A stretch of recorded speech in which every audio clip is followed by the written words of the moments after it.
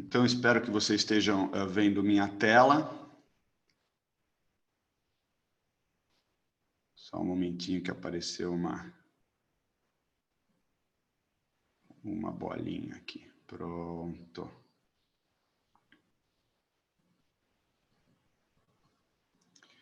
Falaremos então de tumores da conjuntiva. Esse primeiro slide é muito importante, talvez um dos mais importantes da apresentação. Esses são os colegas que trabalham no nosso ambulatório de oncologia ocular em São Paulo, todos voluntários, todos estão presentes conosco a cada semana e são basicamente os responsáveis pelo nosso atendimento de oncologia ocular no Instituto da Visão e na Escola Paulista de Medicina.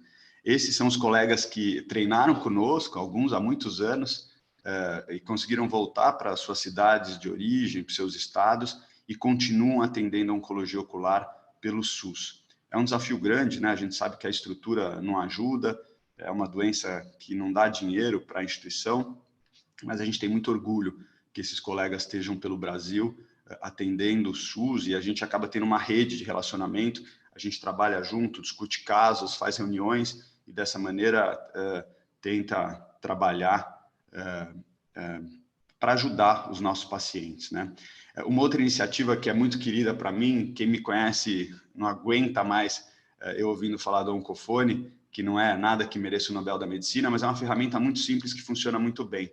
É um número de WhatsApp, é um número institucional, você manda mensagem, ele circula, às vezes está comigo, às vezes está com a Melina, os casos chegam, a gente toma todo cuidado para não expor o paciente, tudo é feito como se discutisse o caso com um colega que, obviamente, não vai passar essas imagens para frente, não vai divulgar, expor a identidade de ninguém.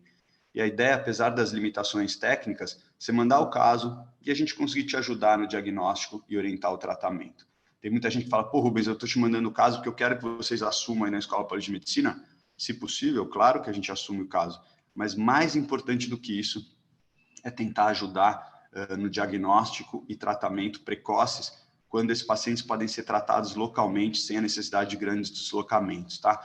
Então, é assim que chega, você vê a cada dia chegam 3, 4 mensagens, imagens que muitas vezes permitem que a gente faça o diagnóstico à distância, essa é a maravilha da oftalmologia.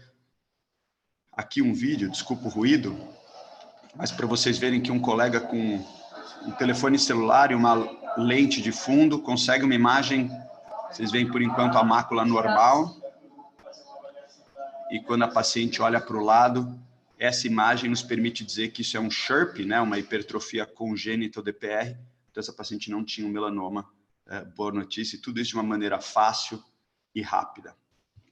Temos também nosso canal do YouTube, acho que muitos de vocês conhecem, a gente fez vídeos para o oftalmologista e uma versão para a família, porque muitas vezes, quando não é sua área de atuação, é legal você ter uma validação externa do que você está falando. Então, você fala, ó, é isso que eu expliquei para a senhora, e tem esse vídeo também do pessoal que eu trabalho lá em São Paulo, que fala sobre a doença da senhora. Isso é muito útil, tem ajudado muitos pacientes e colegas oftalmologistas pelo Brasil inteiro, a gente já tem aí mais de 116 mil views, e nosso material foi incluído naquele sistema One Network da Academia Americana de Oftalmologia. Isso também nos deixa muito felizes, né? Então, chegando agora ao ponto principal da primeira aula, nós vamos falar sobre lesões epiteliais da conjuntiva, tumores epiteliais, e é o tumor ocular maligno mais comum, né, da superfície do olho. Está relacionado ao dano solar, está relacionado à ocupação, claro, o paciente que trabalha na roça e toma sol o dia inteiro tem um risco maior do que o paciente que trabalha no escritório. A latitude, vocês sabem, tem os trabalhos clássicos que mostram que quanto mais perto do Equador, maior o risco de ter isso. Imunossupressão é um outro fator de risco, talvez a coinfecção pelo HPV e algumas doenças genéticas específicas, como Xeroderma pigmentosa. Xeroderma é uma doença muito rara. Nós temos um grupo grande de pacientes hoje acompanhados no nosso serviço, são 46 pacientes, talvez um dos maiores grupos do mundo, e a doutora Alexia, que cuida dessa pesquisa, num dos próximos domingos, vai falar para vocês sobre esses pacientes. Esse é um slide que eu acho lindo, essa flecha azul divide o lado esquerdo, que é um epitélio neoplásico, do lado direito, que é um epitélio saudável. Então, vocês veem um grande espessamento do epitélio, acantose, e isso que o patologista vê quando a gente manda a lâmina. Essa foto é linda, do professor Miguel Burnier. O lado esquerdo, mais rosa, espesso, desorganizado, é onde tem um carcinoma in situ. E o lado direito, lá em cima, aquelas celulinhas que coram menos, é o epitélio normal. Então, eu gosto desse slide porque ele mostra claramente para a gente que tem alteração, ela está dentro do epitélio, e vocês veem a membrana basal do epitélio não está rompida. Então, é aquele carcinoma in situ, né? Que é o carcinoma teoricamente curável, porque ele ainda não atravessou a membrana basal do epitélio. E esse é um carcinoma invasivo, você já vê elementos vasculares dentro do câncer, uma confusão, e obviamente esse câncer aí uma chance maior de ir para linfonodo e da doença metastática. A apresentação clínica é muito variável, né? Vocês veem um caso aqui que tem uma pequena alteração da transparência da córnea, caso um pouco mais dramático, que já causa baixa de visão do paciente. Essa é a apresentação clássica, né? A lesão na fenda interpalpebral, no limbo, se estendendo sobre a córnea, com esses vasinhos proeminentes, e a gente descreve isso às vezes com um aspecto meio gelatinoso. Isso para a gente é carcinoma até que se prove o contrário. Mas vocês veem que tem outras lesões curiosas, né? Lesões maiores, que, é claro, merecem um tratamento mais cuidadoso como essa, e até lesões que você começa a ver que elas afetam a pálpebra, o fundo de saco, são lesões que nos fazem suspeitar de envolvimento intraocular ou orbitário. E aqui o outro aspecto da doença, né? Lesões grandes, com acometimento intraocular. Esse é um caso que eu vi com o professor Vital da Santa Casa, nosso grande professor Vital que nos ensina tanto. E esses casos dramáticos, esses são casos do nosso Centro de Oncologia Ocular no norte do Brasil, e, obviamente, casos que deveriam ter sido tratados antes de chegar numa situação dessa. Eu amo essa imagem, porque é uma imagem maravilhosa, é um tumor, vocês veem acometendo aí 180 graus do limbo, e essa é uma imagem de angiofluorescenografia, uma imagem linda, mostra os vasos da região do tumor, e à direita vocês veem um angio-ACT, e essa imagem a gente coloca porque ela é linda, mas ela é totalmente desnecessária. Eu acho que um pouco do nosso curso Rubens, como é que a gente consegue garantir o padrão ouro para o meu paciente gastando pouco no SUS, né? A gente vai mostrar algumas coisas aqui na aula, OCT de segmento anterior e outras tecnologias maravilhosas, mas que no tumor de superfície não são obrigatórias. E é importante ter essa crítica, né? A gente vê tumores maiores no interior do Brasil, com 10 milímetros de espessura, um tumor, um melanoma de coroide, que passa meses atrás de bracterapia que praticamente inexiste no SUS, e perde o time de tratamento. Então, a gente vai tentar ser bem crítico em relação a isso. Esse é o colírio de azul de toledina, acho que muitos de vocês já usaram. Ele cora material genético, então sugere para a gente áreas de maior atividade mitótica na superfície do olho. Então, ele é útil para o diagnóstico e para ver as margens do tumor. Vocês veem aqui um caso à esquerda de um melanoma, à direita de um carcinoma. São meio parecidos. Quando você pinga azul, você não tem dúvida nenhuma que você está lidando com uma lesão que acomete o epitélio, no carcinoma, e subepitelial, no caso do melanoma. O ACT de segmento anterior, como eu disse, está sendo cada vez mais utilizado. Tem um grupo da Flórida, nos Estados Unidos, que gosta muito, o grupo da Índia.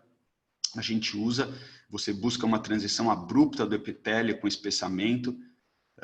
A Patrícia Corrêa, que trabalha conosco, é uma grande entusiasta desses OCTs, esses são alguns slides que eu roubei dela. Então, você vê a transição do epitélio normal para o epitélio neoplásico, uma transição abrupta com espessamento. E aqui, uma lesão à esquerda pré-tratamento e à direita pós-tratamento. Então, o ACT ajuda não só no diagnóstico, para você suspeitar de uma displasia ou de um carcinoma, mas também ver se tem doença residual para saber quando é a hora de parar de tratar com o colírio. E aqui um pterígio que tinha uma alteração neoplásica. Vocês veem que a doença está no epitélio e não subepitelial, que seria mais esperado nos pterígios, né? Histologia de impressão é uma ferramenta excelente, né? A gente sabe que tem histologia de impressão, esfoliativa e por punção. Nós temos uma grande sorte de trabalhar com o Jason Barros. Eu acho que o grande problema da histologia de impressão e a grande crítica que principalmente os americanos têm é que eles não têm o Jason, não têm, como alguns de vocês talvez, um colega muito bem treinado e especialista nisso, né?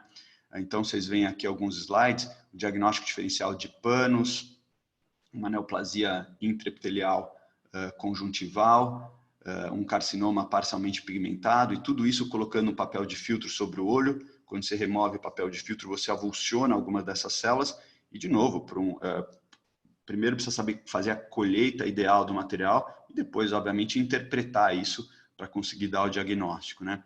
Aqui, outro slide bonito com diagnóstico diferencial entre as lesões, carcinoma espinocelular, queratose seborreica, que ia ser tratado como melanoma, um paciente no canto inferior à esquerda que tinha recebido mucosa labial como um enxerto no olho, e as glândulas da mucosa labial começaram a crescer, o que fez a suspeita de um carcinoma espinocelular, e um papiloma ali na região inferior do lado direito.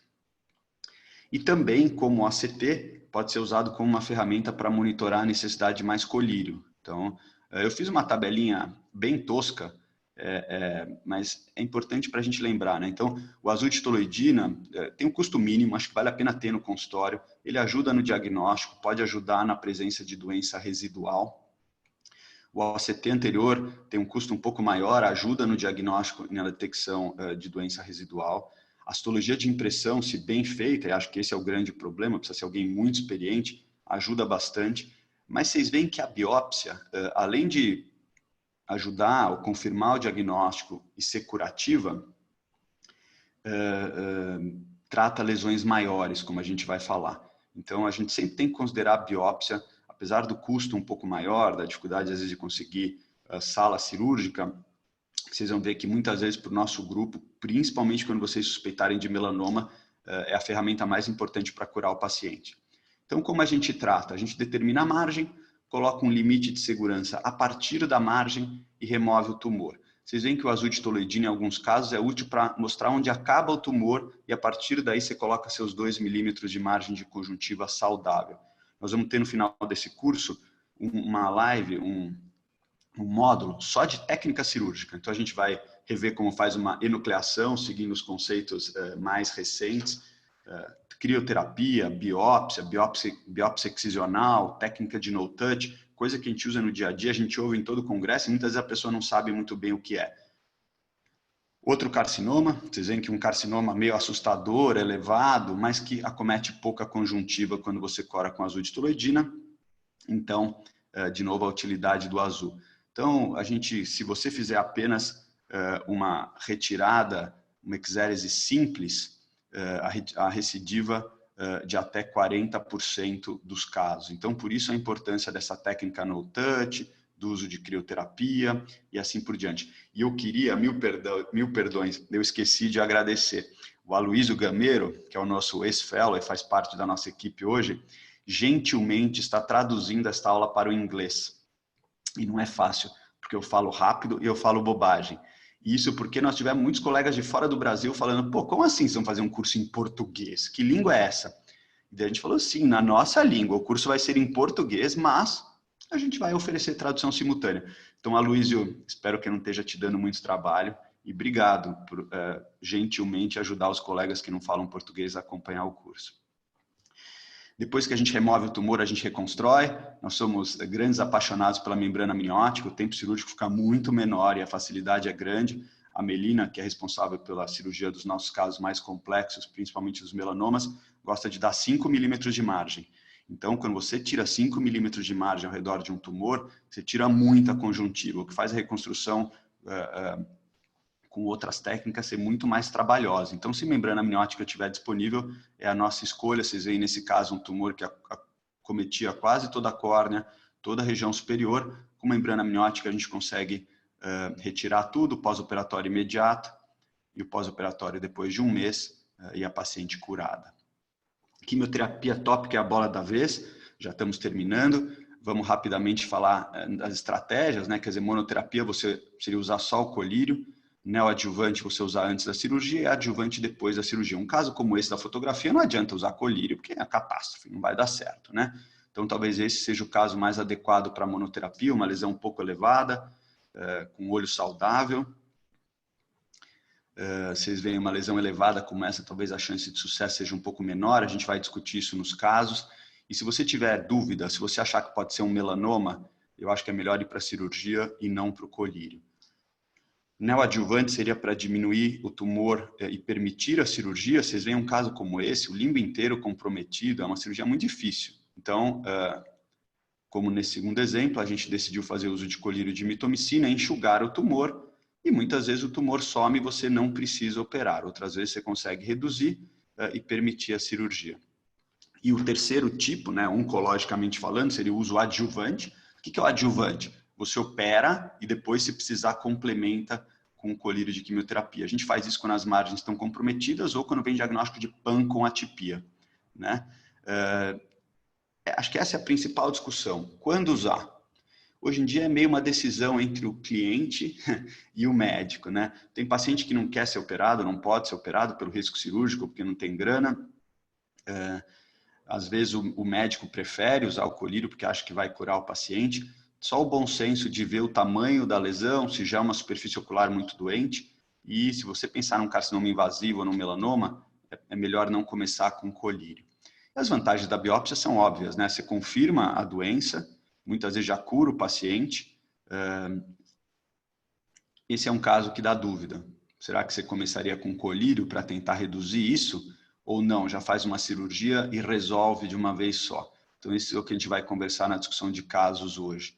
E, rapidamente, falando sobre biópsia incisional e excisional, a incisional a gente evita. Sempre que possível, tente remover a lesão inteira. Para pálpebra, isso muda um pouco, mas lesão de conjuntiva, principalmente se pigmentada, tem alguns trabalhos científicos que mostram que você biopsiar um melanoma com uma biópsia incisional, quer dizer, tirar só um pedacinho para ver do que se trata, piora o prognóstico de vida desse doente. Então, melanoma é duro, mas você entra para arrebentar, você entra para ter margens livres. Então, a gente sempre que possível faz cirurgia excisional, diagnostica, obviamente, possibilidade de curar o doente e mostra que se sobrou na margem lateral ou na profunda. Isso é uma homenagem aos nossos patologistas, sem eles nós não seríamos nada na oncologia ocular, porque muitas vezes a gente acha que é uma coisa e vem um resultado diferente. Professor Miguel Burnier, professor Miguel Moacir Rigueiro, doutora Márcia, que infelizmente se aposentou esse ano, se Deus quiser ela volta como voluntária pós-pandemia. E, de novo, aquele caso que mostra que, puxa, será que é um melanoma? Será que é um carcinoma? Ah, óbvio que é um carcinoma, e daí a patologia mostra um resultado diferente. Os colírios que a gente usa são 5FU, vocês já conhecem bem, meio ou 1%, 4 vezes por dia por 7 dias, pausa 7, faz mais 7. Mitomicina, a mesma coisa, 0,02 para lesões epiteliais, né, para carcinomas, e 0,04 para PAN com atipia. A gente não usa mitomicina para melanoma. Tem toxicidade, tem efeito colateral, a gente teve muita úlcera de córnea, insuficiência límbica, aqui um carcinomas extensos, se você tenta tratar com mito, nesse caso evolui com perfuração ocular, então só lembrar que não é tão tranquilo como a gente acha. Ter sido tranquilo na nossa experiência não quer dizer que vai ser para todos os pacientes. Então cuidado com os grandes entusiastas que falam, não, no meu caso sempre funcionou. Tá bom, mas daí quando você vai ver 400 pacientes e vê que alguns furam o olho, a gente passa a ser um pouco mais cuidadoso. E o interferon, a gente amava interferon, é maravilhoso, é barato, não irrita o olho, e hoje em dia não é assim, não é tão barato, usa 3 por 6 meses, tem que ficar refrigerado, então a gente muitas vezes associa com interferon subconjuntival, para lesões maiores no nosso ambulatório. Esse é um rápido quadrinho para encerrar, meu tempo está acabando, e lembrar que a eficácia dos três é mais ou menos a mesma, o custo do 5FU tem sido um pouco menor, então tem sido nossa droga de escolha, mas para olhos muito machucados, com alteração da superfície ocular, muito provavelmente a escolha acadêmica seria o interferon. A gente brinca no ambulatório que, pô, o cara é vendedor, ele vai ter que sair com uma sorveteira, né, embaixo do braço, uma caixinha de isopor, porque tem que ficar gelado isso, não pode chacoalhar. Então, quando você coloca isso em perspectiva, precisa ter bom senso. Para muitos dos nossos pacientes é impossível usar interferon.